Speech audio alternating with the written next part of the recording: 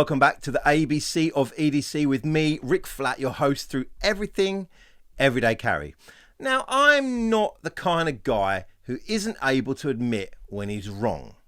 It's happened 3 or 4 times now in my entire life, and so I'm getting a little bit used to it.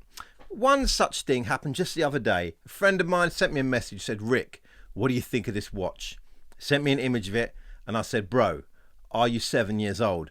Why are you even interested in this watch? He said, seriously, mate, look at it. He sent me like another image of it, and I looked up the details of it. I said, mate, this is ridiculous. This is like 350 quid for this watch. It's not worth it. Look at the movement. Look at the, I mean, what are you even doing? Anyway, being a good friend and being someone highly respected by my friends, my friend went ahead and bought it anyway.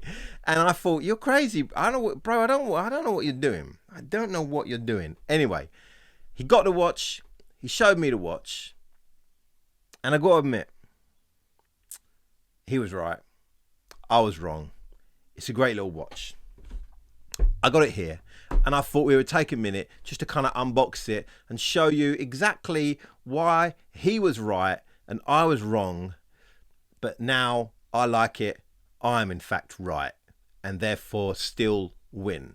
Anyway, let's spinny and we'll look at this watch. So here we have the watch that my friend bought. Let's take off this outer cover and then we'll get into this Seiko. Now, I don't think I said in the intro what this was, just that I didn't understand what he was doing and that I sort of changed my mind. So this is the Seiko 5. Here's the part number, reference number for you geeky geeks out there. It's the SRPK25K1 if you're wanting to pick up this watch. Now, the reason that I wasn't sure about this is it's one of those strange collaboration watches that come around every now and then. Inside the box, we have the watch itself. We have the little Seiko guarantee, little certificate of authenticity, and then the receipt from Watches of Switzerland, where my friend bought this watch because he fancy like that. Fancy, can't go to the Seiko boutique or Ernest Jones, has to go to Watches of Switzerland, but whatever. And here we have the box, another Seiko 5 Superman kind of insignia there. Now, before I go much further, I should say what the collaboration is, because it's very important from the word go, from the moment I open this box. This is a collaboration between Seiko and Peanuts, and you'll get it straight away as soon as I open this box. Let me open it up and just flip it around, and you can see straight away within the cover, within just the box, top cover of the box, you have this little Peanuts cartoon strip, which I thought was a great little kind of just a nice thing to do. You didn't have to do that. You could have just put the Peanuts brand and left it at that, but you left the whole strip, and the strip tells a little story of Snoopy on his surfboard, which will come in more important as we go on into looking at the watch.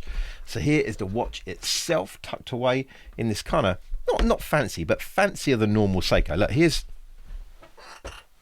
another Seiko I've got in. Here's the watch that watch is normally in, just like bunged in, falling about, flapping around. Who cares? That's how Seikos normally come.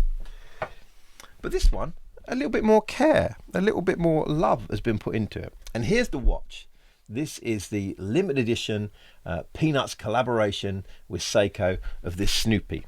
Now, they've made 2 watches in collaboration with Peanuts. This is the Snoopy Surfboard, and they've also made, this is the sort of SKX shape Seiko 5, but they've also got more classic field watch Seiko 5. I'll leave an image of it up here somewhere, and that is the parachute, the Snoopy parachute. Both watches have original Peanuts illustrations, both on the dial, and then I'll show you in a minute on this one and on the other one on the case back, as well as another couple of things that make it they just actually do it well. And it's part of what made me turn from going, mate, I'm more of a Garfield kind of a guy. I don't know if you remember, I didn't really watch Snoopy, read Snoopy, whatever, when I was growing up. Peanuts, Charlie Brown, keep it. Man was Garfield. Garfield, Transformers, Thundercats, Danger Mouse. Hello, that's what we're doing. None of this Snoopy business. Snoopy was for, like, I don't know, more avant-garde kids in my neighbourhood, man. But anyway, once I got this in hand, I actually began to change my mind. First things first, I was expecting this to be an SKX size watch. I was thinking it was going to be a 42, but no. This is, and let's go through the stats, shall we, just quickly. This is a 38mm. It's 12.1mm thick. It's got 20mm lugs. It's 44mm lug to lug, that lovely SKX kind of dimensions where it just makes it super wearable.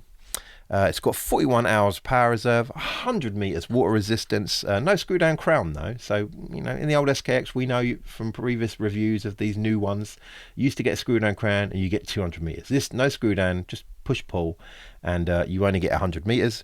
Day-date complications, like I say, 41 hours power reserve from the 4R36 movement in here, and that's it on this NATO, which actually, as NATOs go, it's not too bad, man. It's not too shabby. Again, in pictures it looks a bit cheap, but in person and on wrist it really suits the color scheme of this watch, even more than I would say just having a black and white NATO, which would make sense with the black and white kind of dial and bezel kind of combo they've got going on. It really just works.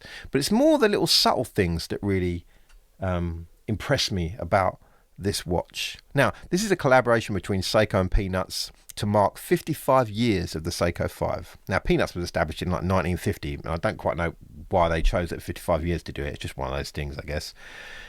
It features original, both this and the other watch they're doing. They feature original illustrations, as I said, both on the dial of this model and the other one, and then also on the case back. In this one, it's a surfboard. On the other Seiko 5, it's a parachute. And oh, I should say actually, and I don't know how well you're going to be able to pick this up. I'll try and get some shots of it from another angle. But this case back, I can't explain it. It's sort of translucent, and it's not like it's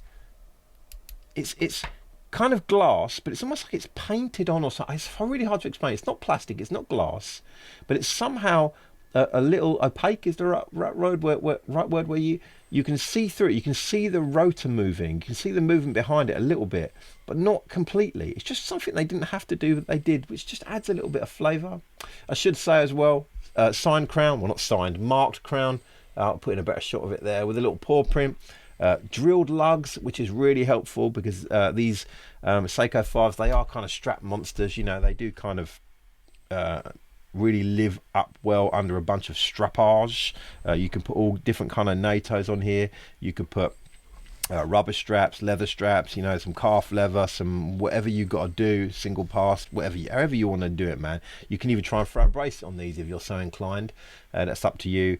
But yeah, drilled lugs is always a handy thing to have. Bezel is 120 clicks, classic Seiko, slightly kind of spongy, rubbery, but got us kind of nice enough feel. No back plate, and this one in particular, this watch lines up pretty damn well.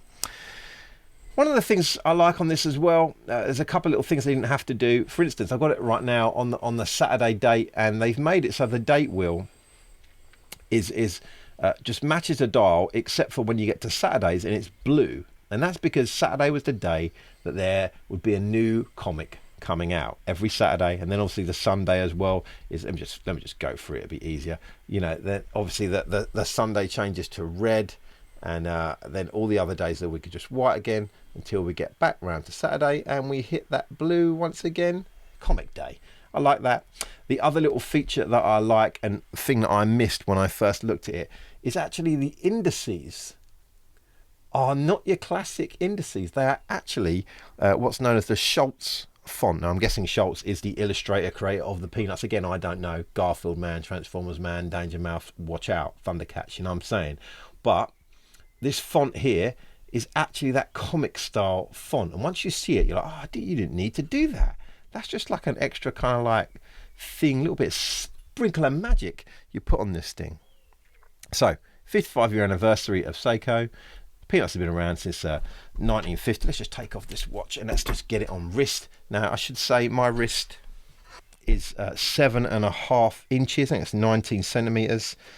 So, this watch goes on, I would say, pretty damn well. It may be a tad small for me, but I can live with it at 38. I've got 39 mil. One of my favourite watches is 39. On the NATO, kind of bulks this out a bit. I quite like it. I think it's more than wearable. Seiko's signed buckle there. Yeah, good little thing, man. And like I say, when my friend first went for this watch, I was like, nah, bruv, you can't do it. What are you doing?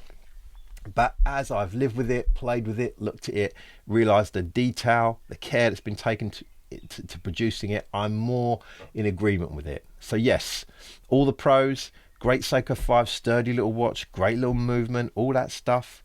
Cons. This thing is £350. And for £350 to have no sapphire glass, no screw down crown, and a movement that's, you know, reliable, but there's no fancy about it, nothing great going on. And what if we had not gone for that sort of painted case back? What if we'd gone for an open case back and put Snoopy on a rotor, man? Put Snoopy doing his thing on a rotor. That could have been choice, man. That for 350 quid I accept, but 350 quid for this, I think it's a price too far for me. But all respect, all love to what they were trying to do, because I really appreciate it. And I think it's a great little watch. And if you are a Snoopy fan, I think it's a must-have. Either this or the other one. It's just a must-have. I know that other watches, such as Timex, they have had Snoopy. Maybe Swatch or people in the past have had a Snoopy. I don't quite know how the copyright goes for Snoopy. It seems like people can grab it. But this time they seem to have done it right and approached it well. So in closing, what do I think of this watch? Is this a childish cash in on some childhood comic strip, a cheap kind of commercial grab for a bit of cash? Partly, but not entirely. There's actually more thought been put into this than I thought. That weird translucent case back, the font finish on the bezel there from the comic, the blue Saturday there denoting the day comics came out, and just a little bit of attention with the colouring and everything. I like this watch a lot. And to be honest with you, Seiko 5's are expensive anyway. Seikos in general are getting far too expensive. Let's take it. They used to be the entry level, good kind of price, good watch, but now they're kind of quite good watches, but a few kind of QC issues, but getting very expensive now. I mean, Seiko 5s alone are like 200 plus, whatever. That's just crazy, man. When I got my first Seiko 5, it was like £100, mate. So a little bit crazy anyway. But also, this isn't the first time that people have cashed in on childhood kind of memories and comics and people, comic strips and characters from when we were young.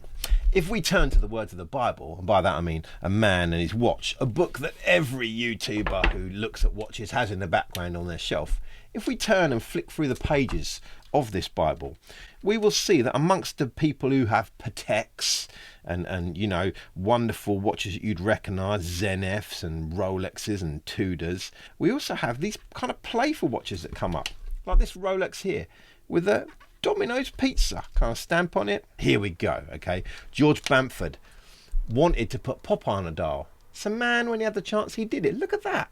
And then you get this, man. And look at this watch. I mean, you could look at this and say, look at this little baby watch here, man. This Sears kind of, I know, it's a tiny little watch probably. It looks very old, you know what I mean? But this guy got this watch because it meant something to him. And what's to say you shouldn't get a watch that means something to you? And yeah, it might be a little bit of a shameless cash in.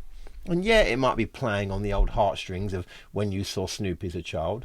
But if you like it, if it's your thing, why not?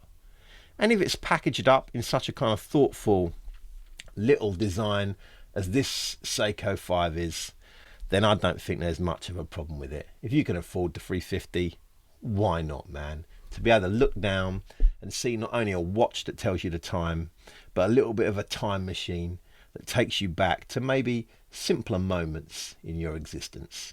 Anyway, this has been the ABC of EDC. I've been Rick Flat. Until next time, take care of yourselves. Laters.